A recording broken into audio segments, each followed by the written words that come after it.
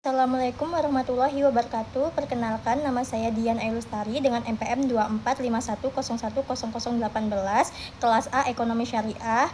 Izin mengumpulkan tugas pemikiran ekonomi Islam. Pada abad 1 Hijriah, masa Rasulullah SAW dan Khulafaur Rasyidin. Pada abad pertama Hijriah, dasar-dasar ekonomi Islam mulai diterapkan langsung oleh Rasulullah. Beliau menekankan keadilan zakat dan larangan riba sebagai prinsip utama dalam kegiatan ekonomi. Tokoh-tokoh abad 1 Hijriah yaitu yang pertama Nabi Muhammad SAW, lahir di kota Mekah pada 12 Rabiul Awal atau tahun gajah.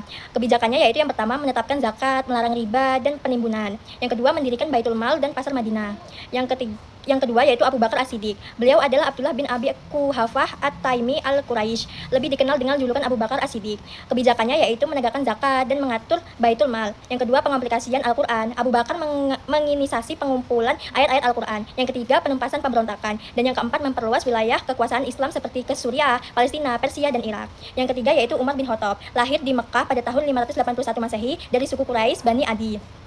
Kebijakannya yaitu membentuk diwan, sistem pajak atau haraj, jizyah, dan sistem gaji. Yang keempat yaitu Utsman bin Affan, dilahirkan di Mekah sekitar tahun 576 Masehi dari keluarga Bani Umayyah yang terkenal kaya dan terpandang. Reformasi administrasi dan perdagangan, pembangunan dan perluasan Masjid Nabawi, kebijakan pertanian dan pengelolaan tanah atau kharaj. Yang kelima, Ali bin Abi Thalib. Kebijakannya yang pertama yaitu keadilan distribusi dan pengawasan pasar, menetapkan pajak terhadap pemilik kebun dan mengizinkan pemungutan zakat terhadap sayuran segar, dan adanya perang Jamal dan perang Siffin. Abad 2-3 Hijriah, masa kodifikasi fikih ekonomi. Pada abad kedua dan ketiga Hijriah, para ulama mulai membukukan ajaran ekonomi Islam dalam bentuk kitab. Abad ini adalah masa pembentukan teori dan hukum ekonomi Islam yang sistematis. Tokoh-tokohnya yang pertama ada Umar bin Abdul Aziz, dikenal sebagai khalifah dari dinasti Umayyah yang paling adil dan zuhud. Kebijakannya yang pertama, negara adil tanpa defisit, pemerataan zakat. Yang kedua, memecat penjabat koruptor, menolak sistem warisan kekhalifahan, dan mengedepankan syura atau musyawarah.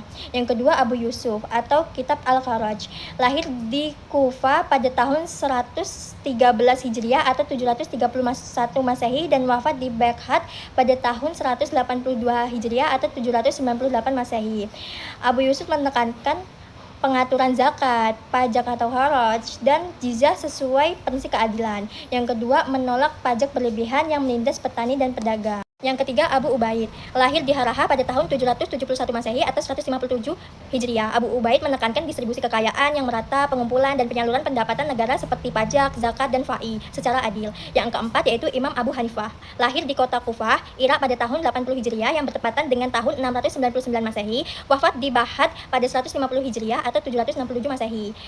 Imam Abu Hanifah mengembangkan teori ijarah atau sewa, murabahah atau jual beli keuntungan, kirada atau mudarobah atau bagi hasil, dan musyarakah atau kerjasama usaha. Yang kedua, menolak segala bentuk eksploitasi ekonomi. Abad 4-10 Hijriah atau masa keemasan ilmu ekonomi. Abad ini merupakan masa keemasan peradaban Islam di mana banyak ulama mengembangkan ilmu ekonomi yang lebih mendalam. Tokoh-tokohnya yang pertama yaitu Al-Ghazali, lahir di Tus, Iran pada tahun 450 Hijriah atau 1058 Masehi.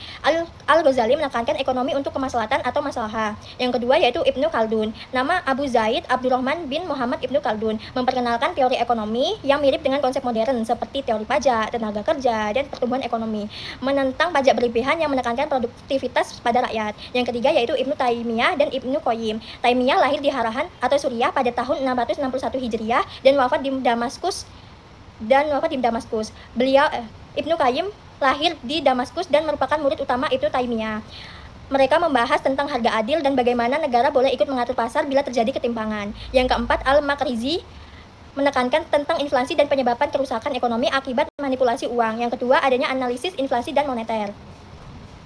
Abad 11-12 Hijriah atau pembaruan sosial dan spiritual. Setelah masa keemasan, muncul tokoh-tokoh pembaruan yang memadukan spiritualitas dan ekonomi. Tokoh-tokohnya yaitu Ibrahim Al-Qurani, lahir 1615 di Saharani, Iran dan wafat pada 1690 di Madinah, Arab Saudi.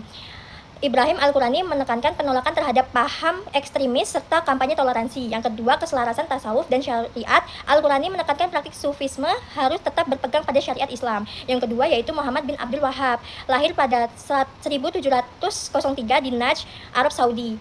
Muhammad bin Abdul Wahab menekankan penolakan terhadap syirik atau penyembahan selain Allah, bid'ah atau ajaran atau praktik baru yang tidak ada di zaman Nabi, serta khurafat atau tahayul dan mitos. Yang ketiga yaitu Shah Waliullah ad-Dihlawi, lahir pada tahun 1115 Hijriah di Delhi, India.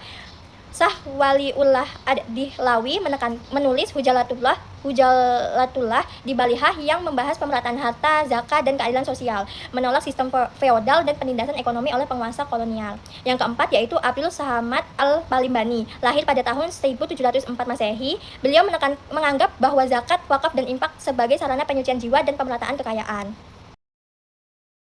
Abad 13 sampai 14 Hijriah, masa kebangkitan dan modernisasi. Pada abad ke-13 dan 17 Hijriah, umat Islam menghadapi tantangan penjajahan dan pengaruh ekonomi barat. Tokoh-tokohnya yang pertama Jamaluddin al-Afghani, lahir 1838 di Iran dan wafat pada 9 Maret 1897 di Istanbul, Turki. Beliau menggagas gerakan pan-Islamisme yang menyerukan kemandirian ekonomi dan persatuan umat. Yang kedua melawan kolonialisme dan imperialisme. Yang kedua Muhammad Abduh, lahir 1849 Delta Nil di Mesir dan wafat pada 1 Juli 1905 di Alexandria, Mesir. Muhammad Abduh membawa semangat reformasi di bidang pendidikan dan ekonomi, menolak sistem riba, serta mendorong modernisasi yang tetap berlandaskan syariah. Yang ketiga, Rashid Ridha, lahir pada 23 September 1865 di Kolamun, Lebanon, wafat pada 22 Agustus 1935 di Kairo, Mesir. Rashid Ridha melanjutkan perjuangan ini melalui tafsir Al-Manar dan gagasan Al-Khilafah yang menekankan keadilan dan moralitas ekonomi. Yang kedua, reformasi Islam dengan menekankan pentingnya pendidikan, pembaruan hukum Islam, pemersatuan umat melalui pan-Islamisme, dan menolak sekularisme. Yang keempat, Abdul Allah al-Maududi dan Hasan al-Banna mulai meletakkan dasar bagi lahirnya lembaga keuangan syariah. Abad 15 Hijriah atau era kontemporer. Abad ke-15 Hijriah. Pada abad ke-15 Hijriah atau masa sekarang, ekonomi Islam berkembang pesat dan mulai diakui dunia. Masa ini merupakan penerapan nyata dari teori ekonomi Islam dalam kehidupan global. Tokoh-tokohnya yang pertama Yusuf al-Qaradawi. Yusuf memadukan konsep maqasid syariah dalam ekonomi modern dan memperbarui sistem zakat. Yang kedua, mengembangkan konsep fikih al-zakah dan fikih al-muamalah al-maliyah. Yang kedua, Muhammad Taqi Utsmani menekankan pentingnya akad syariah seperti mudharabah, murabahah, dan ijarah. Yang kedua, mengembangkan konsep perbankan dan investasi syariah tanpa riba. Yang ketiga, Quraish Shihab, lahir pada 16 Februari 1944, menekankan pentingnya etika, keseimbangan, dan keadilan sosial dalam sistem ekonomi modern, menafsirkan ayat-ayat Al-Quran dengan pendekatan kemanusiaan dan pembangunan sosial. Saya akhiri, wassalamualaikum warahmatullahi wabarakatuh.